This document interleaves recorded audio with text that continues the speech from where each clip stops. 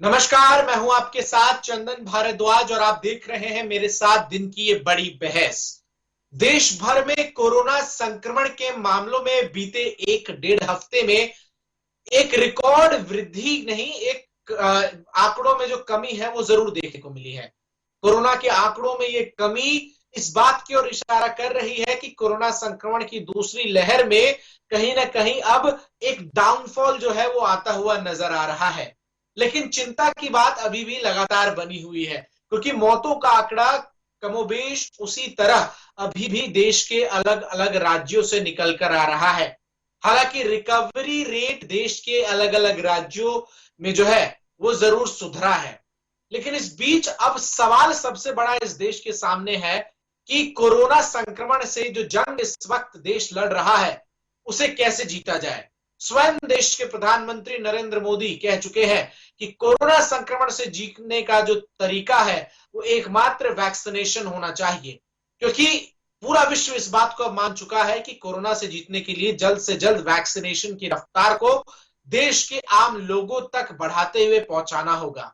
लेकिन भारत, जो कि विश्व की दूसरी सबसे बड़ी आबादी वाला देश है, वहां वैक्सीनेशन इस समय एक सबसे बड़ी चुनौती बनकर उभरी है।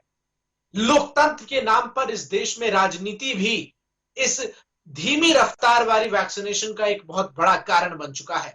ऐसे में आज मेरे साथ दो पार्टी के प्रवक्ता जुड़ रहे हैं। मेरे साथ आम आदमी पार्टी के इमरान लतीफ जुड़ रहे हैं और भारतीय जनता पार्टी के प्रवक्ता मेरे साथ जुड़ रहे हैं, जो कि साफ तौर पर केसी जैन जी हैं।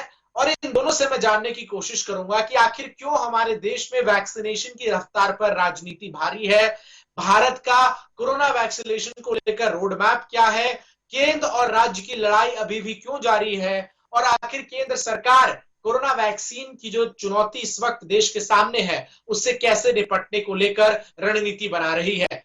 केसी जैन जी, बहुत बहुत स्वागत है आपका चर्चा में। और सबसे पहला सवाल मेरा आपसे यही होगा, जिससे मैं चाहूंगा कि आप इस चर्चा की शुरुआत करें। केंद्र सरकार की कोरोना के संक्रमण की इस दूसरे लहर में कोरोना टीकाकरण को लेकर राष्ट्रीय स्तर पर क्या रणनीति है, जरा इसे आप बताइए। देखिए चंदन जी, पहली बात तो ये है कि जब कोरोना की पहली लहर आई उसके बाद से भारत सरकार ने जिस प्रकार से तत्परता दिखाते हुए, ये आवाज मिल रही है आपको हमारी? जी जी जी, आवाज आ रही है जी। देखिए चंदन जी, जब कोरोना की पहली लहर आई और ये मार्च में लॉकडाउन हुआ, उसके बाद से लगातार सरकार इस चीज के लिए जो है दृढ़ संकल्पित है कि किस प्रकार से इससे लड़ा जाए और किस प्रकार से इस महामारी से छुटकारा पाया जाए। आप देखिए, बीच में जब कोरोना के केसेस काफी कम हुए और लॉकडाउन की प्रक्रिया को अनलॉक में बदला गया, धीरे धीरे टेम्पररी अनलॉक की प्रक्रिया चालू की गई और सारी चीजों को अनलॉक किया गया। लेकिन जैसे जैसे फिर से केसेस बढ़ने लगे और माननीय प्रधानमंत्री मोदी जी ने एक संदेश जारी किया कि जहां पे जिस प्रकार से केसेस हैं वहां पे उस तरीके से निपटा जाए। पूरे भारत देश को अगर ये कोरोना लंबे समय तक रहता है, 2-3-4 साल तक, तो लंबे समय तक लॉकडाउन में पूरे भारत देश को नहीं रखा जा सकता है। ऐसे में जहां जहां पे आवश्यकता है, जहां पे केसेस निकल रहे हैं, वहां पे आप क्वारंटाइन वो जोन बनाइए पूरा, और साथ ही साथ वहां पे उस हिसाब से आप लॉकडाउन करिए। तो हर एक प्रदेश सरकारों ने अपने अपने हिसाब से जगहों पे लॉकडाउन किया। रही बात वैक्सीनेशन की, जब ये केसेस आना शुरू हुए, वैक्सीनेशन पे पूर्ण तरीके से बड़े स्तर पे काम किया गया और उसका परिणाम रहा कि 6 महीने के अंदर हमारे पास वैक्सीन बनकर के तैयार हो गई। फिर उसका ट्रायल हुआ, ट्रायल होने के बाद से दिसंबर में वैक्सीनेशन की प्रक्रिया जिस प्रकार से नवंबर दिसंबर में शुरू कर दी गई और आज तक लगभग 18 करोड़ वैक्सीनेशन, देश के लोगों का लगभग 18 करोड़ लोगों का वैक्सीनेशन हो चुका है। लेकिन आप वहीं पे ये भी देखिए भारद्वाज जी, कि जो विपक्ष है, विपक्ष को जहां पे ऐसी महामारी में सहयोग की भावना होनी चाहिए, तो उन्होंने क्या किया, कहा कि ये वैक्सीन फर्जी है, पहले प्रधानमंत्री वैक्सीनेशन कराएं, और किसी पार्टी ने कहा कि ये वैक्सीन भारतीय जनता पार्टी की वैक्सीन है। जैन साहब, ठीक है, आपकी बात हमने सुनी। ये राजनीति की बात पर बाद में आइएगा। हमें मुझे पता है कि भारतीय जनता पार्टी सवाल का जवाब देते देते विपक्ष को भी आड़े हाथ लेने को लेकर ही जानी जाती है। इमरान लतीफ, दिल्ली में कोरोना वैक्सीनेशन की इस वक्त क्या स्थिति है? सेंटर्स बहुत सारे बंद होने की खबर आई है। दिल्ली सरकार की तरफ से क्या है कोरोना वैक्सीनेशन को लेकर रणनीति? जरा आप पहले 1 मिनट का समय आपके पास, अपनी बात रखिए। देखिए, इस महामारी से निपटने के दो ही तरीके थे। जब महामारी अपने चरम पर पहुंची है तो उसमें एक तरीका लॉकडाउन का था, दूसरा तरीका वैक्सीनेशन का था। जहां तक रही बात दिल्ली सरकार की, तो दिल्ली सरकार लगातार इस बात पे जोर दे रही थी। दिल्ली सरकार का ही ये सुझाव किया केंद्र सरकार ने काफी हद तक, कि जहां सिर्फ हम एक कंपनी पे आधारित थे वैक्सीन बनाने के लिए, ये अरविंद केजरीवाल जी का ही सुझाव था कि कई सारी कंपनीज को वो फार्मूले दिए जाए और कई सारी कंपनीज में वैक्सीन बने, ताकि ये जो वैक्सीन की कमी हो रही है देश के अंदर उसको पूरा किया जा सके। लेकिन बात यहाँ केंद्र सरकार की करना जरूरी है। केंद्र सरकार एक मिनट पहले आप दिल्ली की स्थिति स्पष्ट करिए। इमरान, दिल्ली में इस वक्त टीकाकरण की क्या स्थिति है? कितने सेंटर चालू है, कितने बंद हो गए, कौन सी वैक्सीन की किल्लत है? तो इसके बाद आप आरोप प्रत्यारोप लगाइए। देखिए, आरोप प्रत्यारोप की बात नहीं है यहाँ पर जो वैक्सीन प्रोवाइड करने की बात है, कहीं ना कहीं वैक्सीन पर हम केंद्र सरकार पर ही डिपेंडेंट हैं। केंद्र सरकार की तरफ से जब वैक्सीन जो मिल रही है उसी को हम अपने सेंटर्स के जरिए लोगों को लगाने का काम कर रहे हैं। लेकिन केंद्र सरकार की बात क्यों नहीं करेंगे? अब आप इसको राजनीति कहें, लेकिन सच तो यही है ना कि केंद्र सरकार ने 6.5 करोड़ वैक्सीन जो है विदेशी देशों को बेच दिया, जो हमारे देश के लोगों के लिए होनी चाहिए थी। और उस पर अगर आज सवाल उठाया जा रहा है तो मजदूरों के ऊपर मुकदमे दर्ज किए जा रहे हैं, ऑटो चालकों के ऊपर मुकदमे दर्ज किए जा रहे हैं। आखिर देश के नागरिकों का जो अधिकार था, जो वैक्सीन, उस वैक्सीन को विदेशों में बेच दिया गया। 6.5 करोड़ वैक्सीन बेच दी गई। और उस पर अगर आज सवाल उठाया किसी ने भी सवाल उठाया, किसी ने भी पोस्टर लगाए, तो उस पोस्टर के जरिए अगर सवाल करने की कोशिश की, तो आप बताइए कि केंद्र सरकार ने दिहाड़ी मजदूरों पर मुकदमे दर्ज किए हैं, ऑटो चालकों पर मुकदमे दर्ज किए हैं, इसलिए कि वो अपनी वैक्सीन का सवाल अगर किसी ने उठाया। तो आप ये देखना पड़ेगा कि सरकार की नीयत क्या है, केंद्र सरकार की नीयत क्या है। और वो नीयत साफ दिखाई पड़ रही है कि जहां जहां भाजपा की सरकार है उस बात को आप समझ सकते हैं। अभी लखनऊ के अंदर और उत्तर प्रदेश के तमाम बड़े शहरों में आम आदमी पार्टी की तरफ से ऑटो एम्बुलेंस चलाई गई, जिसमें ऑक्सीजन सिलेंडर भी लैस किए गए थे। तो हमने देखा कि जो प्राइवेट तमाम तरह की शिकायतें आ रही थी कि एम्बुलेंस समय पे नहीं मिल पा रही है, जो एम्बुलेंस मिल रही है वो काफी ज्यादा दाम वसूल रही है, छोटी छोटी दूरियों के लिए 15,000 20,000 रुपए वसूले जा रहे हैं। ऐसे में इस मामले की गंभीरता को समझते हुए आम आदमी पार्टी ने लखनऊ के साथ साथ उत्तर प्रदेश के तमाम शहरों में ऑटो एम्बुलेंस की शुरुआत की थी। लेकिन लखनऊ में क्या किया योगी आदित्यनाथ जी की सरकार ने? 2 ऑटो एम्बुलेंस को सीज करने का काम किया। हमारे जो ऑटो चालक थे ललित त्रिपाठी और श्याम शर्मा, उनको गिरफ्तार करने का काम किया, उनको दिन भर तक बिठाए रखा गया, उनको प्रताड़ित किया गया आदर्शन कोतवाली में। तो इस नियत के साथ, इस क्रूर रवैये के साथ कैसे हम कोरोना से लड़ेंगे, कैसे इस महामारी से लड़ेंगे, ये भी वो प्रश्न है जिसका जवाब मिलना चाहिए। ठीक, आपकी बात सुनिए, आपकी बात मैंने सुनिए। केसी जैन साहब, एक ही साथ कई सारे आरोप आप पे लगे हैं, आपकी नीयत को लेकर सवाल उठ रहा है। दूसरा बड़ा सवाल यह है कि आखिर क्यों आप लोगों ने लखनऊ में, अगर आम आदमी पार्टी की तरफ से 2 ऑटो ऑक्सीजन सिलेंडर से युक्त लोगों की सेवा के लिए शुरू किए गए तो उनको जब्त किया। और सबसे बड़ा सवाल बार बार जो आप पर उठाया जा रहा है वो है कि आपने इस देश में उत्पादित वैक्सीन को विदेशों में भेजकर एक तरीके से देश के लोगों का हक जो है वो मारा है। किस तरीके से इन तीनों सवालों के जवाब आप देंगे? चंदन जी, देखिए, पहली बात तो यह कि आम आदमी पार्टी के मुखिया अरविंद केजरीवाल जी स्वयं एक वरिष्ठ अधिकारी रहे हैं और उनको सारी चीजों की जानकारी, लेकिन जानकारी होने के बाद में भी जनता के अंदर, पब्लिक के अंदर एक भ्रम फैलाने की कोशिश कर रहे हैं कि वैक्सीन बाहर भेज दी गई, वैक्सीन बाहर भेज दी गई, वैक्सीन बाहर भेज दी गई। जबकि उनको ये पता है कि जो वर्ल्ड हेल्थ ऑर्गेनाइजेशन है उसके अंतर्गत अगर हमारे पास में या विश्व में किसी के पास में ये पहले से था कि जो भी देश, जो भी प्रदेश वैक्सीन को तैयार कर लेगा, वो वैक्सीनों को जहां जहां आवश्यकता है उसका कुछ परसेंटेज वहां वहां सप्लाई करेगा। आप देखिए, जब हमारे पास जो दूसरी लहर आई, दूसरी लहर में जब हमारे पास ऑक्सीजन की कमी पड़ी तो तमाम सारे देश हमारे कंधे से कंधा मिलाकर खड़े थे। क्यों खड़े थे? क्योंकि जब उनको आवश्यकता थी तब हम उनके साथ खड़े थे, और जब हमें आवश्यकता थी लेकिन तो इसको तो ऐसे भी देखा जा वर्ल्ड हेल्थ ऑर्गेनाइजेशन जो है उसके अंतर्गत ये बाध्यता है कि आप इस देश को 1 साल के भीतर ऑक्सीजन युक्त नहीं कर पाए।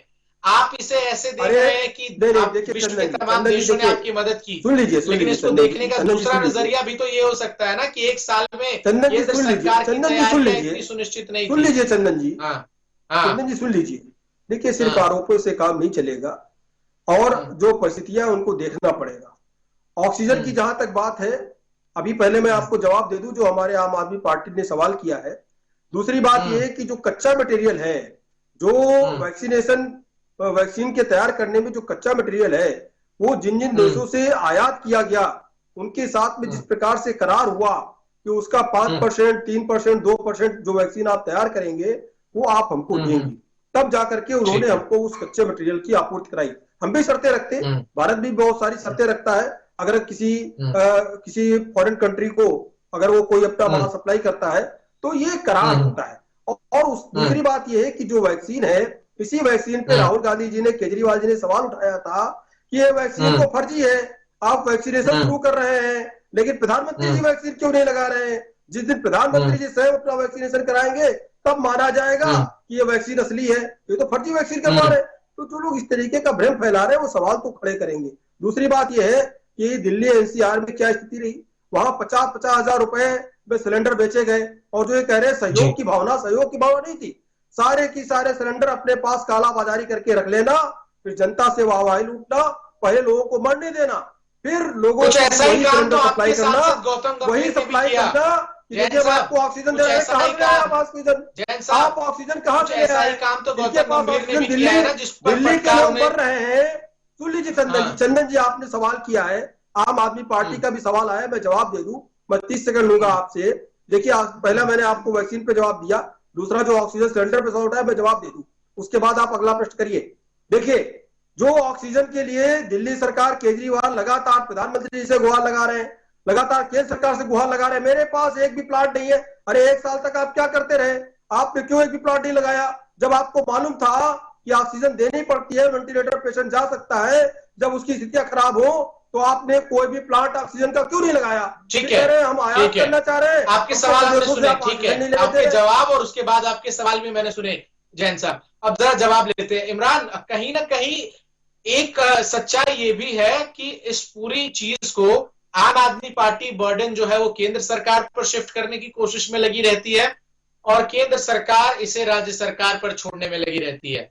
तो ऐसे में आप दोनों ने इस रास्ता, एक मिनट जैन साहब, मैं इमरान से सवाल पूछ रहा हूँ। जैन साहब मांग की वो ऑक्सीजन उपलब्ध कराई गई। जैन साहब, मैं इमरान से, जैन साहब, इनको जो वैक्सीनेशन था, वैक्सीनेशन के लिए वैक्सीन सारी उपलब्ध कराई गई। ये आम आदमी पार्टी की लापरवाही है। इन्होंने, ठीक है जैन साहब, जरा इमरान से जवाब ले ले। जैन साहब, अरे जब ऑक्सीजन का क्यों नहीं लगाया ऑक्सीजन का? जैन साहब एक मिनट, जरा मैं सवाल पूछ लेता हूं इमरान से, आप ही के सवालों का जवाब उनसे लेता हूं, ठीक है? आप सुनिए जरा जी। इमरान, साफ तौर पर जिस तरीके से जो मैं सवाल कर रहा था कि एक बर्डन शिफ्टिंग गेम चल रहा है आप में और भारतीय जनता पार्टी में, और इस दिल्ली की जनता रही है। देखिए, ये इस तरह का इल्जाम हमारे ऊपर लगाना पूरी तरीके से बेबुनियाद है।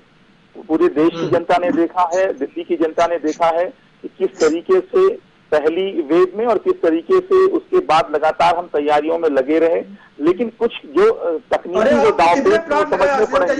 जैन साहब आपने बहुत कुछ, कितने प्लांट लगाए ये बता दीजिए। आपके तमाम ऑक्सीजन के कितने प्लांट आप बोलने देंगे तब ना, आपको पता है ना, आप बोलने तो दीजिए, जब बोलने देंगे तब तो समझ में आएगा कि क्या क्या करने का कोई मतलब नहीं है। ये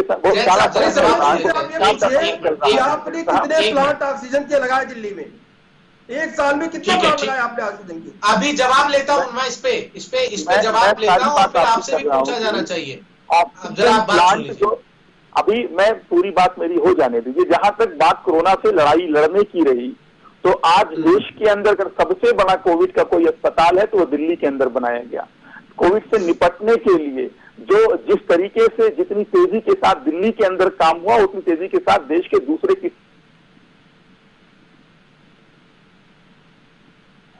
जहां तक रही बात, इस बार जब ऑक्सीजन की कमी हुई तो इसको लेकर बार बार पहले भी आगाह किया गया। हमने हेल्थ मिनिस्टर्स को, हेल्थ मिनिस्ट्री को करते रहे इस ऑक्सीजन की समस्या से कैसे बिल्कुल गलत बयान कर रहे हैं की सप्लाई। इमरान जी, आप गलत बयान की आम आदमी पार्टी की सरकार टीवी चैनल पे बैठ करके आप लगातार केंद्र सरकार से संपर्क करने का प्रयास किया, और लेकिन केंद्र सरकार की तरफ से कोई जवाब नहीं आया। तो जहां तक बात रही, केंद्र सरकार पूरी तरीके से संवेदनहीन रही इस पूरे मामले को लेकर। आप देखिए, जब सप्लाई शुरू भी की गई ऑक्सीजन की, तो दिल्ली के साथ दूसरा दोहरा व्यवहार किया गया। तो दिल्ली को उसकी पूरी ऑक्सीजन नहीं सप्लाई करी गई, दुर्भावना से ग्रसित होकर दिल्ली के साथ व्यवहार किया गया। तो पूरे देश ने देखा है, दिल्ली के लोगों ने देखा है किस तरह का व्यवहार रहा है। अगर जहां तक केंद्र सरकार की बात है, भाजपा सरकार की बात है, तो उत्तर प्रदेश की जो स्थिति रही है वो किसी से छिपी नहीं रही है। उत्तर प्रदेश में जो मोक्ष वाहिनी गंगा थी, वो शव वाहिनी गंगा बन गई। जो आज देख रहे हैं कि कानपुर से लेके और चंदौली बनारस तक जो गंगा का किनारा है, वहां पर लाशें दफनाई जा रही है, बालू के अंदर, रेत के अंदर लाशों को दफनाया गया है। ये स्थिति उत्तर प्रदेश के अंदर है। किस तरीके से केंद्र सरकार और राज्य सरकार उत्तर प्रदेश के अंदर मिलकर निपट रहे हैं इस मामले से। जैन साहब एक बड़ा ऑक्सीजन के लिए जैन साहब ठीक है इमरान, हमने बात सुनी। जरा जैन साहब से मैं एक बहुत महत्वपूर्ण सवाल पूछ लेता हूँ। जैन साहब, आखिर ये समस्या क्यों आ रही है कि तमाम वो राज्य जिनमें भारतीय जनता पार्टी की सरकार नहीं है, चाहे वो पश्चिम बंगाल हो, दिल्ली हो, छत्तीसगढ़ हो, महाराष्ट्र हो, राजस्थान हो, इन तमाम जगहों की राज्य सरकारों को आपसे बहुत शिकायतें हैं। आखिर क्यों केंद्र सरकार देश की तमाम राज्यों की सरकार के साथ एक जैसा व्यवहार नहीं कर रही है? देखिए चंदन जी, ये आरोप पूर्ण रूप से बेबुनियाद है। आप जब डाटा उठा करके देखेंगे, आंकड़ा उठा करके देखेंगे कि आबादी के हिसाब से जहां जहां पे जिस प्रकार से आबादी थी, उसके हिसाब से वहां पर वो वैक्सीनेशन की प्रक्रिया शुरू की गई और वैक्सीन वहां पे सप्लाई की। और कई सारी सरकारों ने स्वीकारा कि उनके वहां पे वैक्सीन बर्बाद है। करीब 30 लाख वैक्सीन की डोज इन राज्यों में बर्बाद कर दी गई और समय पे उसका वैक्सीनेशन नहीं हुआ जो वैक्सीन की सप्लाई की। मात्र एक राज्य में ही 5.5 लाख वैक्सीन बर्बाद की गई, जिसको उन्होंने स्वयं स्वीकार किया कि हमारे वहां वैक्सीनेशन समय पे नहीं हो पाया, क्योंकि 1 महीने इसकी डेट थी और ये दवा एक्सपायर कर गई और हम वैक्सीनेशन नहीं कर पाए। अब बताइए गलती किसकी? जनता मर रही है, देश का एक एक नागरिक हमारा है, प्रधानमंत्री जी हमारे हैं, सरकार केंद्र में हमारी है। और दूसरी बात, ये प्रधानमंत्री सबके होते, प्रधानमंत्री किसी भारतीय जनता पार्टी के प्रधानमंत्री नहीं रह जाते, केवल भारतीय जनता पार्टी के कार्यकर्ताओं के प्रधानमंत्री नहीं रह जाते, प्रधानमंत्री सबके हैं और वो एक सरकार के प्रधानमंत्री, वो एक सरकार चला रहे हैं। ऐसे में जो जिन चीजों की आवश्यकता। दूसरी बात ये है चंदन जी, आप भी जानते, हम भी जानते हैं, एक छोटा एक जो कम पढ़ा लिखा व्यक्ति वो भी इस चीज को जानता है कि अगर एक भी व्यक्ति में कोरोना संक्रमण है और उसका इलाज नहीं किया गया, वो सब जगह पे घूम रहा है, मेरे एक सवाल का जवाब देंगे कर सकता है। ठीक है जैन साहब, मेरे एक सवाल का जवाब, जैन साहब मेरे एक सवाल का जवाब देंगे क्या? इस वक्त इस देश में, मैं पूछ रहा हूं, सवाल पूछ रहा हूं इसीलिए, क्या इस वक्त इस देश में वैक्सीन की किल्लत है, हाँ या नहीं? जी, क्या इस वक्त भारत में वैक्सीन की किल्लत है, हाँ या नहीं? देखिए जिस प्रकार से वैक्सीनेशन की प्रक्रिया चल रही है, कहीं पे भी कोई दिक्कत नहीं, क्योंकि जो वैक्सीनेशन यही सवाल जरा मैं आम आदमी पार्टी के प्रवक्ता इमरान से पूछता हूं। नहीं, मैं जवाब दे रहा हूं, जवाब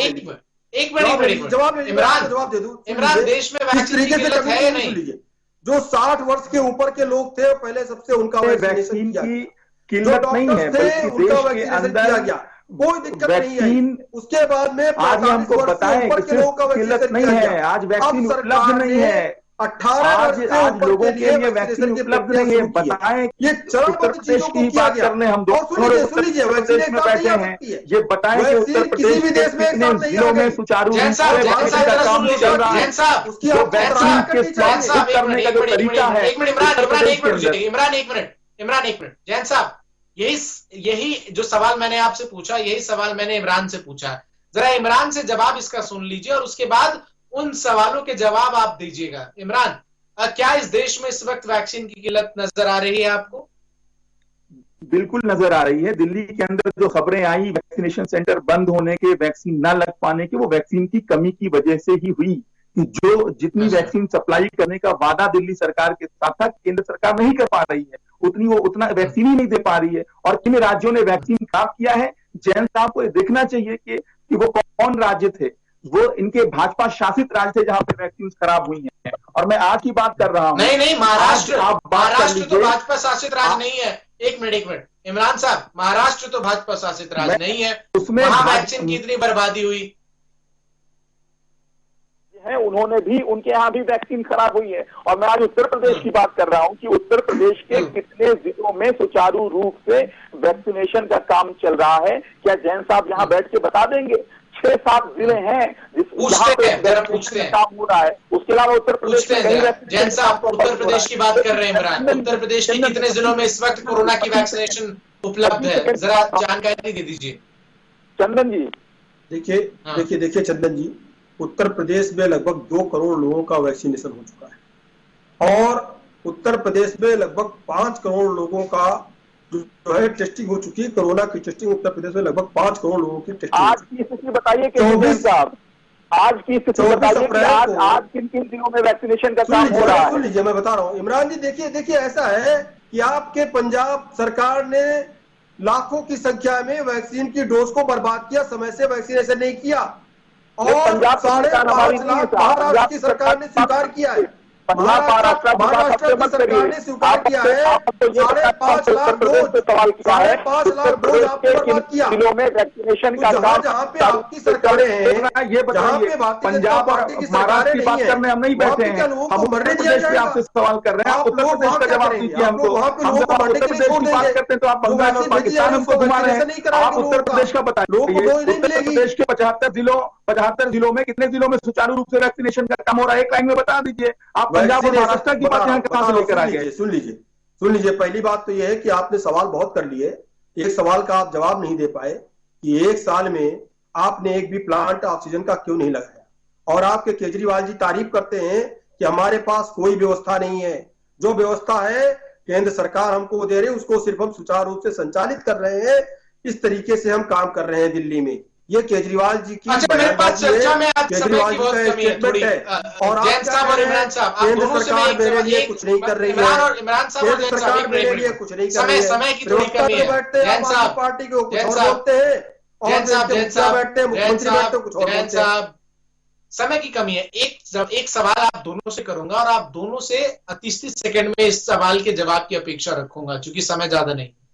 देश में इमरान साहब और जैन साहब, आप दोनों भले ही माने न माने, लेकिन आप कोविन ऐप अगर कभी खोलते हो तो आप वैक्सीन की कितनी किल्लत है आपको उससे अंदाजा हो जाएगा। तमाम स्लॉट्स जो है वो पलक झपकते फुल हो जाते हैं। अभी भी अगर आप 18 करोड़ लोगों के वैक्सीनेशन को कर खुश हो रहे हैं, वो इस देश की कुल आबादी का 2 से 3% ही है, तो ऐसे में कितना समय लग सकता है पूरे देश के वैक्सीनेशन को, इसका अंदाजा आप खुद लगा सकते हैं। राज्य और केंद्र के बीच तालमेल क्यों नहीं बैठ रहा और क्या आप दोनों की ये जिम्मेदारी नहीं है? आप दोनों जनता के द्वारा चुने गए हैं कि आप दोनों आपस में बैठकर वैक्सीन की समस्या का समाधान निकाले। इमरान, आप जवाब दीजिए 30 सेकंड में, फिर मैं जैन साहब से इसका जवाब दूंगा।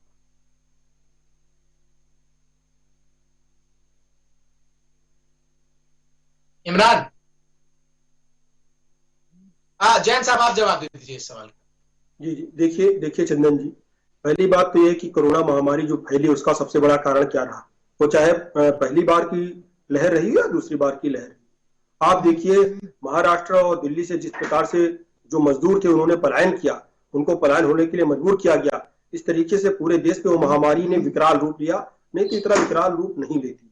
जहां पे जो चीजें थी वो कंट्रोल हो जाती। लेकिन इन लोगों ने अगर मजदूरों के लिए कोई व्यवस्था की होती, चाहे आम आदमी पार्टी हो चाहे कांग्रेस हो, तो ये भयावह स्थिति नहीं होती। दूसरी बात यह है कि जो डोज है, जो वैक्सीनेशन है, वैक्सीन का जो समय है वो 1 महीने का है, इसलिए सारी वैक्सीन एक साथ बना के रखी नहीं जा सकती है। समय की कमी है। इमरान साहब, जैन साहब आपका जवाब हमने सुन लिया। इमरान, मेरा सवाल ये है, क्या वर्तमान वैक्सीन की संकट पे केंद्र और राज्य को एक साथ नहीं आना चाहिए क्योंकि आप दोनों जनता के द्वारा चुनी हुई सरकार है और इस समस्या का समाधान निकालना चाहिए? 30 सेकंड में जवाब दीजिए इमरान। इमरान, आवाज पहुंच रही है आप तक?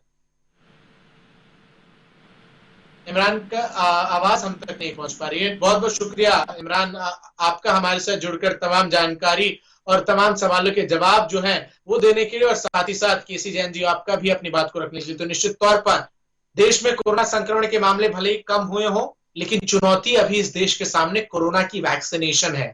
और ऐसे में केंद्र और राज्य की राजनीति के बीच देश की आम जनता पिसती हुई नजर आ रही है। कोविन में पलक झपकते ही जो तमाम चीजें हैं, जो तमाम एप्स हैं, उसमें फुल हो जाता है। तो निश्चित तौर पर बड़ी संकट है इस देश के सामने, और इन संकट के निवारण को लेकर चुनौती जो है उसका दोनों राज्य और केंद्र को मिलकर निपटारा करना होगा। फिलहाल के लिए आज की इस चर्चा में बस इतना ही। कल फिर हाजिर होंगे। मुझे दीजिए इजाजत। तमाम खबरों के लिए देखते रहिए गुलिस्तान न्यूज।